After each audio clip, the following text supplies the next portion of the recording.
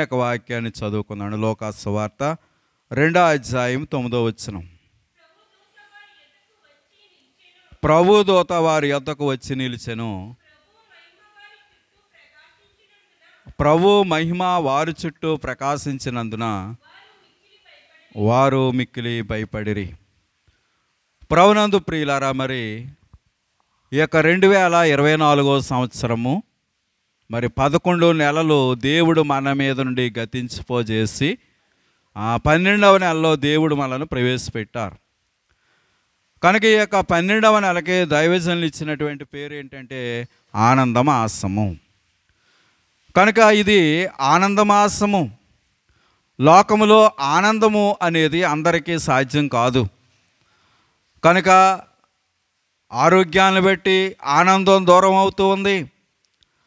అలాగనే ఆయా పరిస్థితులను బట్టి, సమస్యలను బట్టి, చిక్కులను బట్టి మానవుని యొక్క జీవితంలో ఆనందము ఆవిరవుతూ ఉంది.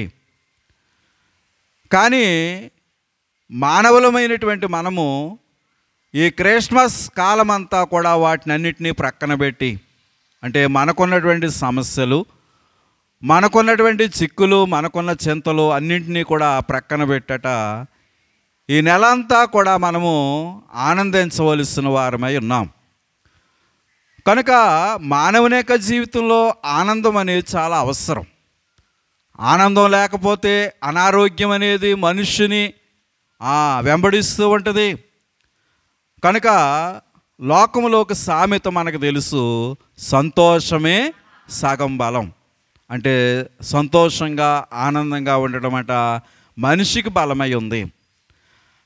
కనుక సంతోషము అన్న ఆనందము అన్న ఒకే అర్థాన్ని మనకు సూచిస్తూ ఉన్నాయి. కనుక సంతోషము, ఆనందము ఇవన్నీ కూడా ఒకే విధమైనటువంటి ఏర్పాటుని మనకు తెలియజేస్తూ ఉన్నాయి. కనుక ఈ నెల ఆనందమాసము, ఆనందించవలసిన మాసం. నిజానికి ఆనందించుట అందరికీ సాధ్యం కాదు. కొంతమందికి వారికి ఉన్నటువంటి సమస్యలను బట్టి ఆనందం దూరం అవుతూ ఉంటుంది.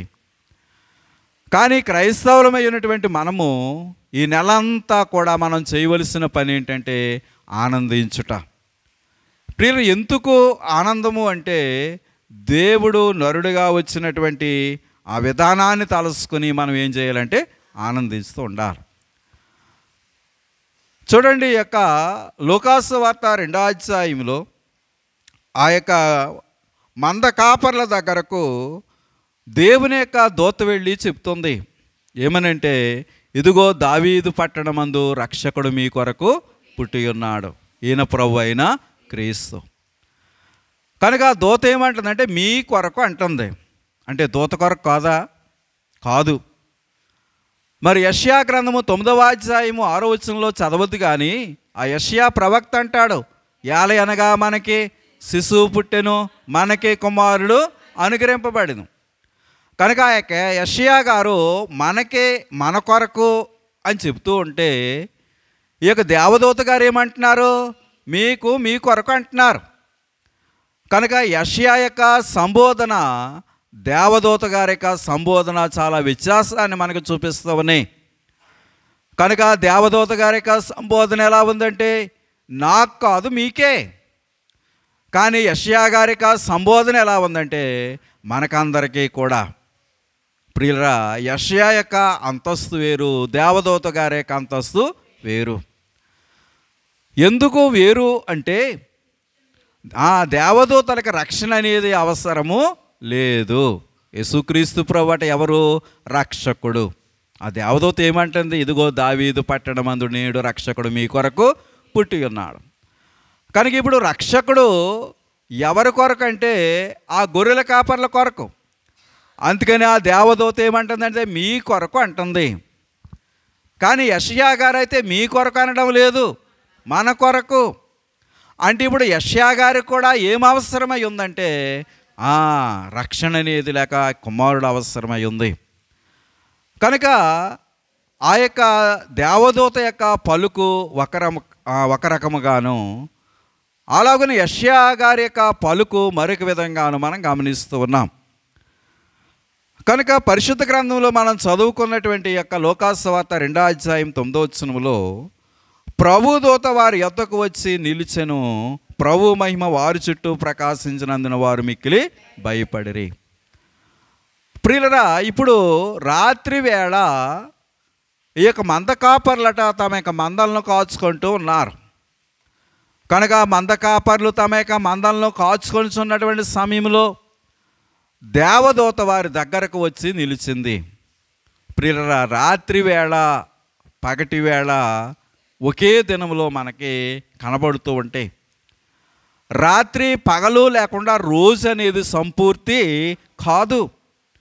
కనుక ఒక రోజు గడవాలి అంటే, లేక ఒక రోజు సంపూర్తి అవ్వాలి అంటే, ఒకటి పగలు ఉండాలి, రెండవది రాత్రి కూడా ఉండాలి. కనుక రాత్రి పగలు గడిచినప్పుడు ఆ యొక్క రోజు సంపూర్తి అవడం అనేది ఆ లోకములో మనం ఎరిగిన విషయముగాను, లోకములో మనకి తెలిసిన సంగతిగాను మనం ఎరిగిన వారమై ఉన్నాం. అయితే సర్వసాధారణంగా పగటి వేళ కాపలా అనేది అవసరం లేదు. కానీ కాపలా అనేది ఎప్పుడు కావాలి అంటే రాత్రి వేళ కావాలి. ఎందుకంటే రాత్రి వేళ అపాయకరమైనటువంటి కాలము. రాత్రి వేళ అనేకమైన చిక్కులు తెచ్చేటటువంటి కాలమై ఉంది. అయితే రాత్రి వేళ ఏ పరిస్థితులు ఎలా వస్తాయో తెలియదు. అవి క్రూరమైనటువంటి తోడేళ్ళు కావచ్చు, అంతేకాకుండా ఇంకా చూస్తే మనుషుల వలన కావచ్చు, వారి యొక్క మందలకే అనేక రకాలైనటువంటి అపాయకరమైన పరిస్థితులు ఎదురవ్వచ్చు. అందుకని ఆ మంద కాపర్లు ఏం చేస్తున్నారంటే రాత్రి వేళ తమ యొక్క మందలను కాచుకుంటూ ఉన్నారు. కనుక ఇక్కడ 3 విషయాలు మనం గమనించాలి. కనుక ప్రియులు, ఒకటి కాచారు, రెండవది చూచారు, మూడవది విన్నారు. కనుక 7 విషయాలు చెప్పుకోవడానికి సమయం లేదు. కానీ మొదటిది వారు ఏంటంటే కాచారు. కనుక వారు ఏం కాచారు? మందల్ని కాచారు. ఒక గొర్రె ఉందనుకోండి, దాన్ని మంద అంటారా? అనరు. అనేకమైన గొర్రెలు. కనుక అనేకమైనటువంటి ఆ యొక్క గొర్రెలు వారు కలిగి ఉన్నప్పుడు అనేకమైన గొర్రెలను పిలిచే పిలుపు ఏంటంటే మంద.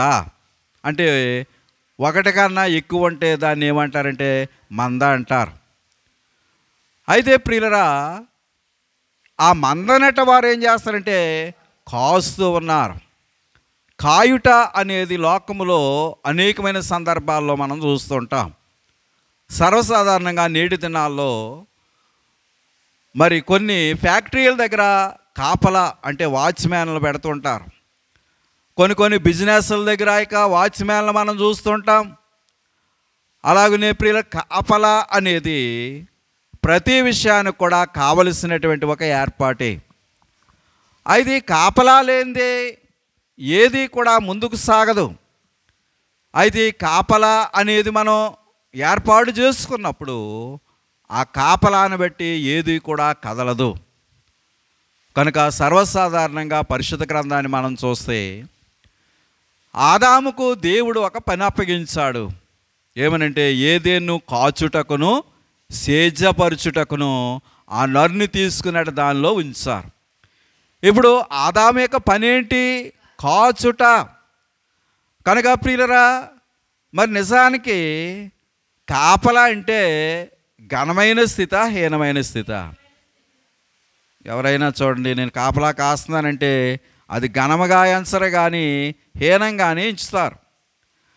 అయితే ప్రియులరా చూడండి, ఒక వ్యక్తి ఆదికాండము 4వ అధ్యాయం 9వ వచనములో యెహోవా నీ తమ్ముడైన ఏబేలు ఎక్కడ ఉన్నాడని కయీను అడగగా అతడు నేను ఎరుగను, నా తమ్మునికి నేను కావలివాడనా అనిను. మరి తన యొక్క అర్పణ దేవుడు అంగీకరించినటువంటి ఆ పరిస్థితుల్లో అన్నైనటువంటి కయీను తమ్ముడైన ఏబేలు మీద పడి ఏం చేశాడంటే చంపేశాడు. అయితే చంపిన సంగతి బహుశా తల్లిదండ్రులకు తెలకపోవచ్చు. ఆ కాలంలో ఉన్న ప్రజలెవ్వరికి కూడా తెలియక మరుగు చేయబడి ఉండొచ్చు. అయితే ప్రక్కవారికి తెలియకపోయినా పైనున్న ఆయన చూస్తాడు. చూసినటువంటి ప్రభు కయీను ప్రశ్నిస్తున్నాడు, నీ తమ్ముడైన హేబేలు ఎక్కడ? బహుశా ఆ యొక్క ఆదికాండం 5వ అధ్యాయాన్ని గణించి వస్తే ఆదాముకి కుమారులు ఉన్నారు, కుమార్తెలు కూడా ఉన్నారని రాయబడింది. అన్నింటికీ రిఫరెన్స్లు చూపించడం సమయం లేదు, కానీ మీకు అందరికీ తెలుసు కనుక నేను చెప్తున్నాను. అంటే కయీను ఏబేలు ఇద్దరైనా ఆదాము కంటే కాదు, ఇంకా కుమారులు ఉండి ఉండొచ్చు. కుమారులే కాదు, ఇంకా కుమార్తెలు కూడా ఇక ఆదాము గారికి కలిగి ఉండొచ్చు. కనుక దేవుని యొక్క మాటలో అర్థం కాకుండా ఉండవండి. ఆయన మాట్లాడే ప్రతి మాట కూడా ఎలా ఉంటుందంటే అర్థవంతమైన మాటగా ఉంటుంది.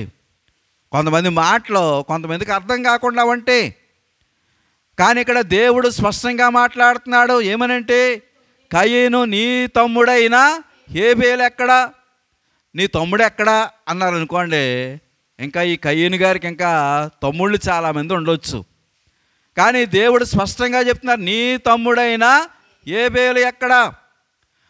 కనుక ప్రియులరా, హేబేలు ఎక్కడ అంటే మరి నిజానికి ఆ కయీను మొదట ఏమన్నాడంటే నేను ఎరగను అన్నాడు. అంతటితో ఊరుకుంటే బాగుండు. ఏమంటున్నాడు? నా తమ్మునికి నేను కావలవాడినా.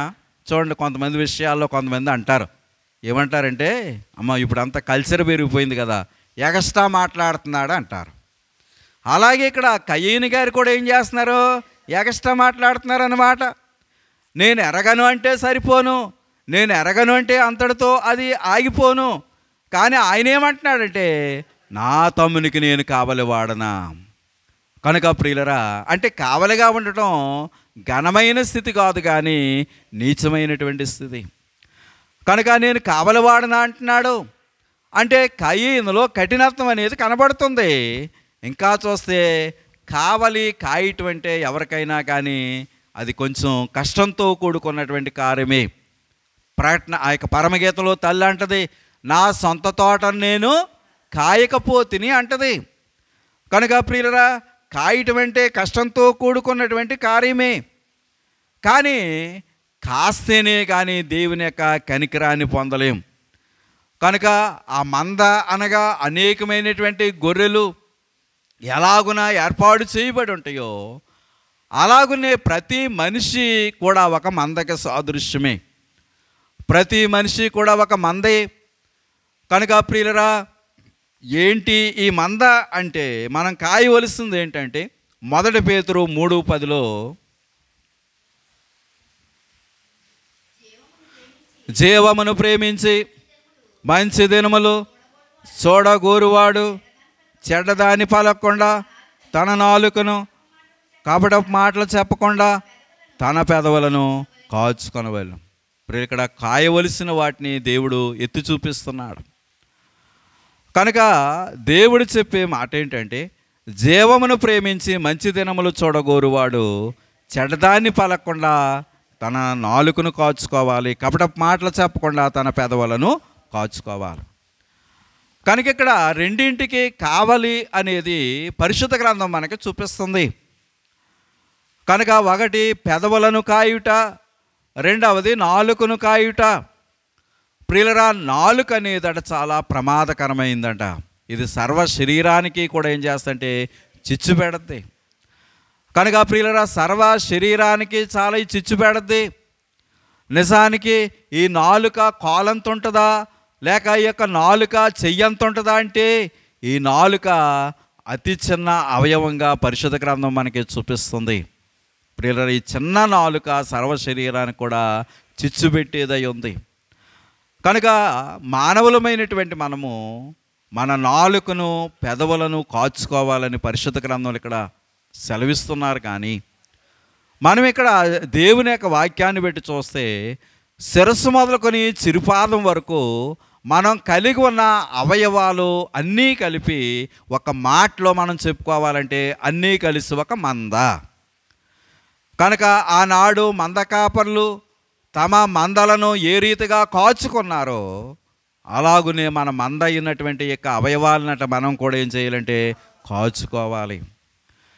కనుక ప్రియులు, కావలి సరిగా ఉంటేనే మానవుని యొక్క ఏర్పాటు ముందుకు వెళుతుంది.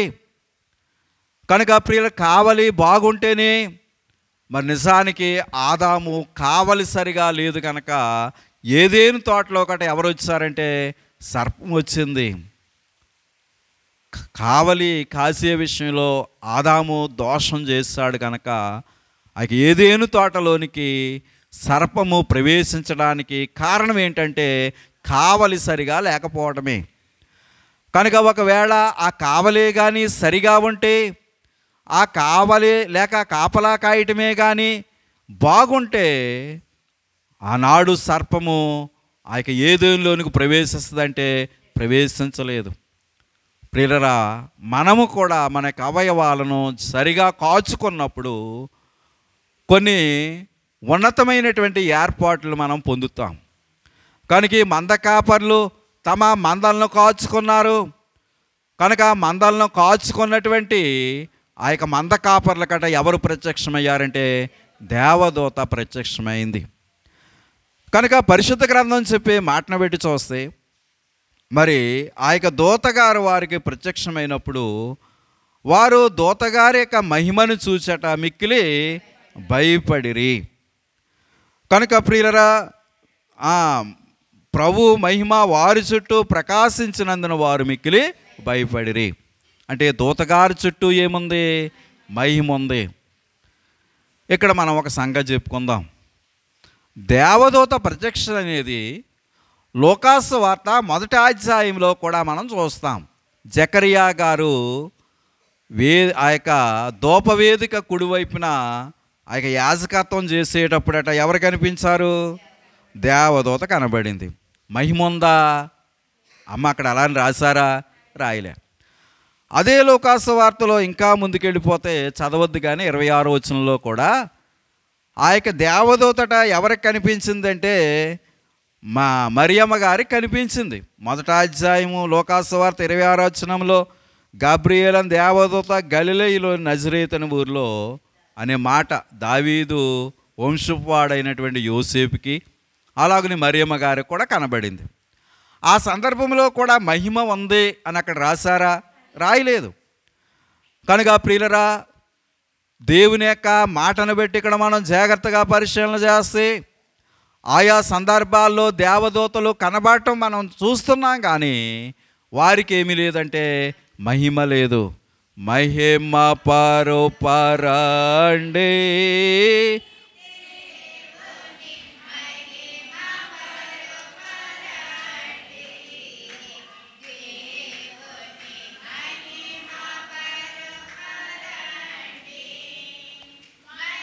కిందేవ కుమారుడు వచ్చిన మహిమ కార్య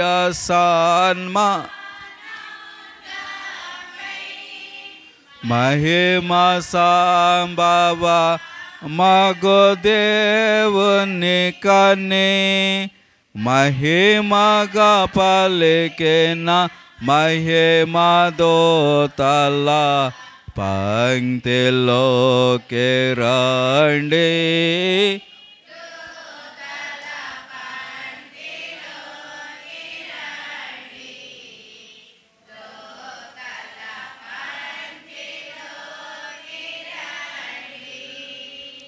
కనుక ప్రియులరా, దైవజనులు ఆ యొక్క చరణంలో చక్కగా రాస్తూ ఆ మహిమ పరుపరండి, దేవుని మహిమ పరుపరండి.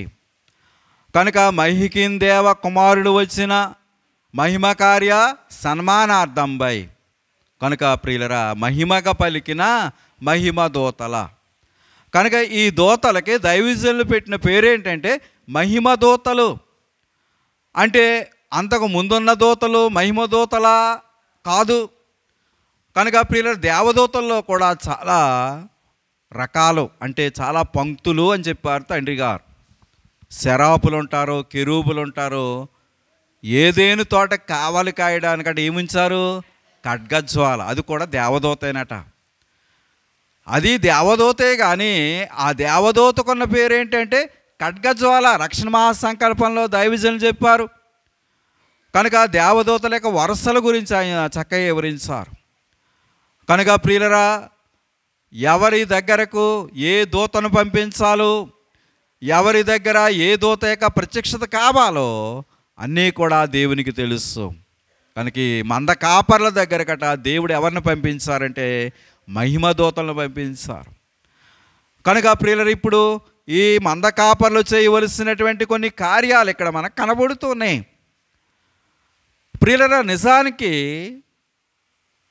మరి ఈ మంద కాపర్లు దేవా నీ మహిమను నాకు చూపించని అడిగారా? చూడండి, నిర్గమాకాండం 33:18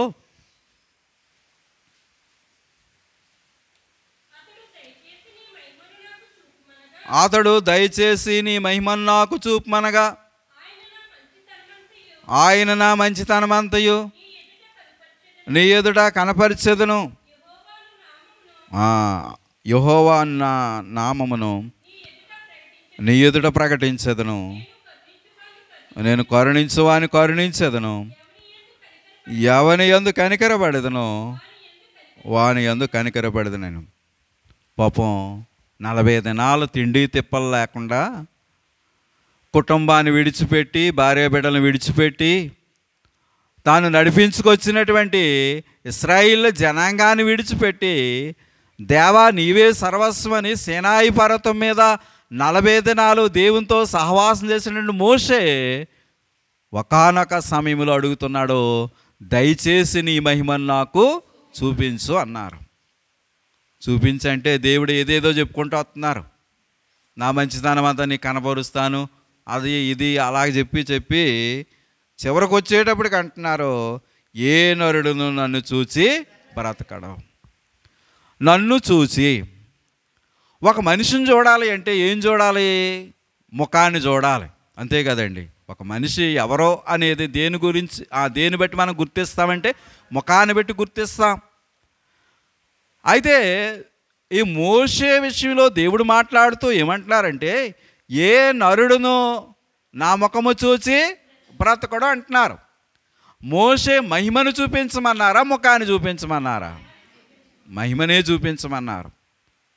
దేవుని యొక్క మహిమ ఎక్కడ ఉందంటే ఆయన ముఖములోనే ఉంది. కనుక ప్రియులరా, దేవుని యొక్క ముఖము ఆయన యొక్క మహిమలో ఉంది. కనుక ప్రియులరా, మరి దేవుని యొక్క మహిమ ఆయన యొక్క ముఖాన్ని ఆవరించి ఉంది. పాపం ఆశతో అడిగినటువంటి ఆయనకి దేవుడు తన యొక్క ముఖాన్ని చూపించడానికి ఒప్పుకోలేదు. లోకంలో ఒక మాట అంటారండి, అయినోడికి ఆకుల్లోనూ కానోడికి కంచాల్లోను. అడిగిన ఆయనకేమో నేను చూపించను అంటున్నారు, అడగని మంద కాపర్లకి ఏం చేస్తున్నారు? మహిమను చూపిస్తూ ఉన్నారు. కనుక ప్రియులరా, మనిషి ఏదైనా చేస్తాడు అనుకోండి, ఏం చేస్తారు? అడిగేస్తారు, ఇలాగెందుకు చేస్తావు, అలాగెందుకు చేస్తావు అని. అదే దేవుడిని అడగలరంటారా? ఎవరు అడుగుతారండి ఆయన్ని? కనుక ప్రియులరా, దేవుడిని అడగదగిన నరుడు ఎవరు లేరు. కానీ ఎప్పుడు ఏ కార్యం ఎలా చేయాలో ఎవరికి తెలుసు అంటే దేవునికి తెలుసు. కనుక ప్రియులరా, ఏ నిమిషానికి ఏ కార్యాన్ని ఎలా చక్కబెట్టాలి, కనుక ఎవరికి ఏమి ఇవ్వాలి, ఎవరికి ఏమి ఇవ్వకూడదో అన్నీ కూడా ఎవరికి తెలుసు అంటే దేవునికి తెలుసు. ఆయన చేసేవన్నీ కూడా చూస్తూ మనం చేతులు కొట్టుకి నిలబడాలి, కానీ ఆయన ప్రశ్నించే హక్కు కానీ అధికారం కానీ మనకు లేదు. కనుక ప్రియులరా, మరి నిజానికి అడిగిన మోషేకు దేవుడు మహిమను చూపించకుండా అడగని గొర్రెల కాపర్లకు దేవుడు ఏం చేస్తున్నారంటే ఆ మహిమను చూపిస్తున్నారు. అయితే ఆయన యొక్క మహిమను చూచి అంట వారటి ఏమయ్యారు? మిక్కిలి భయపడ్డారు. భయపడటం వేరు, మిక్కిలి భయపడటం వేరు. కనుక ప్రియులు మామూలుగా భయపడలేదట. ఎందుకంటే ఇంతకు మునుపు ఎప్పుడైనా ఆ మహిమను చూచుంటే ఫలాంది కదా అని వారు అనుకోవచ్చు. కానీ అంతకు మునుపు ఎన్నడూ కూడా వారు ఆయన యొక్క మహిమను చూచినటువంటి వారు కాదు. కనుక ప్రియులరా, అంతకు మునిపేమన్నాడు కూడా ఆయన యొక్క మహిమను వారు ఎరిగినటువంటి వారు కాదు. అయితే ఆ మహిమను చూచి ఆ దేవదూతల యొక్క మహిమను చూచట గొర్రెల కాపర్లు మిక్కిలి భయపడిపోయారు. ప్రియుల భయం వేసింది కనుక ప్రియుల మానవుని యొక్క జీవితంలో భయము అనేది అనేక రీతులుగా ఉంటుంది. భయము చెందకు భక్తుడా,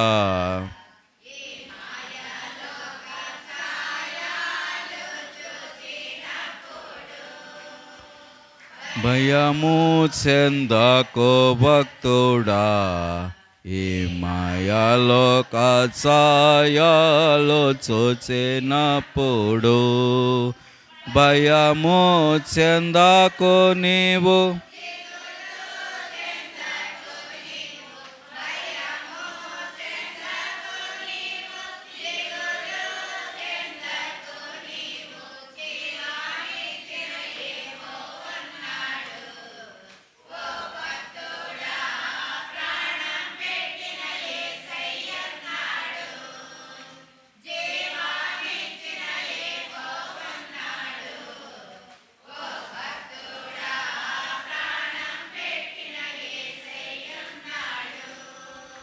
కనుక ప్రియులరా మానవ జీవితంలో మానవులమైన మనము అనేక విషయాలకు ఏం చేస్తూ ఉంటామంటే భయపడుతూ ఉంటాం.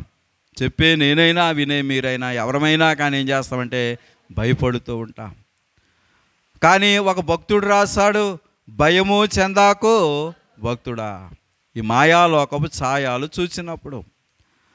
కనుక ప్రియులరా దానియేలు గ్రంథంలో దానియేలు చాలా ధైర్యవంతుడైనటువంటి దానియేలు సింహబోనుకు భయపడ్డాడంటే భయపడలేదు. కనుక ప్రియులరా ఇంకా మనం పరిశీలన చేస్తే ఆ యొక్క షడ్రకు మేషకు అబేద్నెగోలు కూడా వారు అగ్నిగుండానికి భయపడలేదు. మరి యోబు గ్రంథంలో మనకు తెలుసు, నీ భక్తి నీకు ధైర్యం పుట్టింపదా. కనుక భక్తి అట మనిషికి ఏమిస్తుంది అంటే ధైర్యాన్ని ఇస్తుంది. కనుక ప్రియులరా మనం భక్తి కలిగి ఉన్నప్పుడు మన భక్తి మనకి ధైర్యం. కానీ నేటి దినాల్లో భక్తి అనేది తగ్గిపోతుంది కనుక మనుషుల్లో ధైర్యం కూడా ఏమైపోతుందంటే తగ్గిపోతూ ఉంది. మరి దానియేలు భక్తిపరుడు, షడ్రకు మేషకు అబేద్నెగోలు కూడా భక్తిపరులే. కనుక ప్రియ భక్తిని బట్టి వారికి ధైర్యం అనేది వస్తుంది. భక్తి ధైర్యాన్ని ఇస్తుంది. కనుక ఈ గొర్రెల కాపర్లు ఒకటి ఆ యొక్క మందను కాచారు. కనుక మందను కాచినందువల్ల వారట దేవుని యొక్క మహిమను చూచారు. కనుక కాచారు కనుక చూచారు. ఇప్పుడు చూడటమే కాదు కానీ వారు మహిమ యొక్క వార్తను అనేకులకి ఏం చేస్తున్నారంటే ప్రచురింపజేస్తూ ఉన్నారు. చూడండి, అదే లోకాసువార్త 2:20లో అంతటా గొర్రెల కాపర్లు తమతో చెప్పబడినట్టుగా తాము విన్నవాటిని కన్నవాటిని అన్నిటిని గూర్చి దేవుని మహిమపరుచు స్తోత్రం చేయొచ్చు తిరిగి వెళ్ళిరి. కనుక ప్రియులరా నిజానికి ఆ మంద కాపర్లకి లేక గొర్రెల కాపర్లకి ఆధారం ఏంటంటే ఆ మందే ఆధారం. మనం అయితే ఇంటికి తాళం వేసుకు వస్తామండి, మందకి తాళం అయినాక వీలొద్దు అంటారా? వీలవదు. కనుక ప్రియులరా ఎప్పుడైతే ఇదిగో నేడు రక్షకుడు మీ కొరకు పుట్టి ఉన్నారని వార్తను వారు విన్నారో వెంటనే వారు ఏం చేస్తారంటే ఆ మందలను విడిచిపెట్టి మహిమ బాలుని దర్శించడానికి వారు పరుగున వెళ్ళారు. కనుక ప్రియులరా లోకములో మనకి ఆశ్రయం ఇచ్చేవి అనేకములు ఉంటే, మనకి ఆధారంగా ఉండేవి అనేకములు ఉంటూ ఉంటాయి.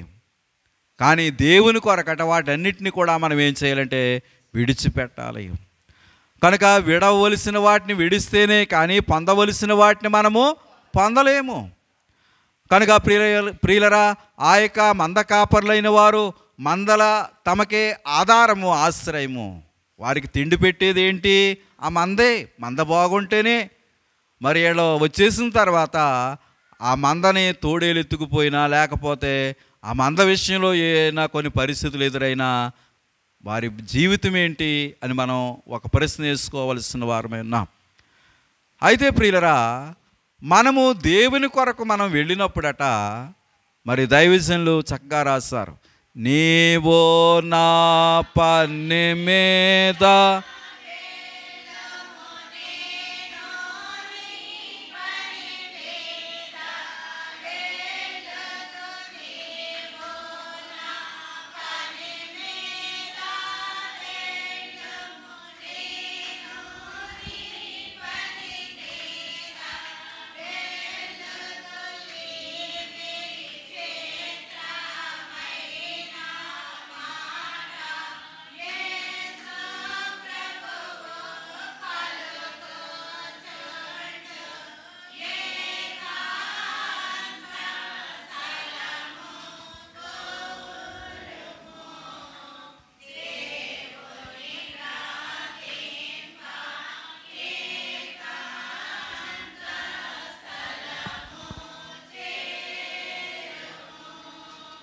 కనుక మనము దేవుని పని మీద వెళతేనట దేవుడు మన పని మీద ఆయన ఉంటారు.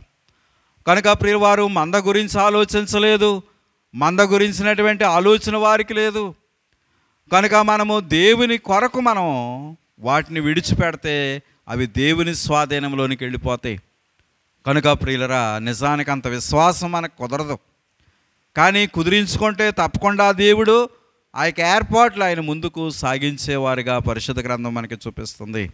ప్రియులరు, ఇప్పుడు ఈ మంద కాపర్లట కన్న వాటిని విన్న వాటిని అనేకులకి ఏం చేస్తున్నారంటే ప్రచురపరుస్తూ ఉన్నారు. కన్న వాటిని అంటే చూచిన వాటిని. కనుక అంటే కన్నులతో ఏమైతే చూచారో, చెవులతో ఏమైతే విన్నారో అవన్నీ కూడా ఏం చేస్తారంటే అనేకులకు చెబుతూ ఉన్నారు. అలాగనే ప్రియులరా, దేవుని గురించి ఉన్నటువంటి విషయాలు కూడా, దేవుడు మన జీవితంలో ఏ అద్భుతాలు చేశారో, దేవుడు మన జీవితంలో ఎన్నెన్ని ఆశ్చర్యకరమైన కార్యాలు చేశారో అవన్నీ కూడా మనం ఏం చేయాలంటే ఇతరులకి తెలియచెప్పాలి. కనుక ప్రియులరా, మరి మంద కాపర్లు ఒక గొప్ప ఏర్పాటు కలిగినటువంటి వారిగా పరిశుద్ధ గ్రంథం మనకి చూపిస్తూ ఉంది. కనుక క్రిస్మస్ కాలంలోనికి ప్రవేశించినటువంటి మనము దేవుడు మనకిచ్చినటువంటి అవయవాలను మనం భద్రంగా కాచుకున్నప్పుడు, ఈ యొక్క అవయవాలను మనం కాపాడుకున్నప్పుడు అనేకమైన ఆశీర్వాదకరమైనటువంటి సంగతులను మనం నెరవేర్చే ఉన్నతమైన స్థితి దేవుడు మనకు అనుగ్రహిస్తూ ఉంటారు. కనుక ఈ క్రిస్మస్ కాలంలోనికి వచ్చినటువంటి మనము కాచుకొని దేవుని యొక్క మహిమను చూసే ధన్యత ఆత్మ తండ్రి మనకు అనుగ్రహించునుగాక.